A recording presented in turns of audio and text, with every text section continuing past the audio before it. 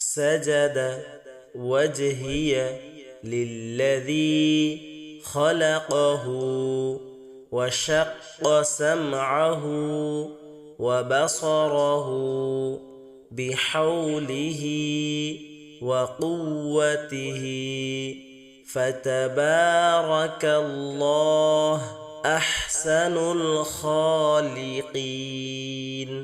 سجد وجهي للذي خلقه وشق سمعه وبصره بحوله وقوته فتبارك الله أحسن الخالقين.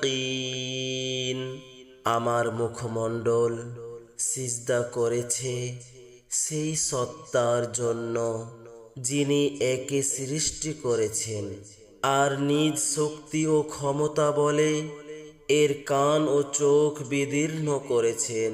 সর্বোত্তম স্রষ্টা আল্লাহ অত্যন্ত বরকতময়।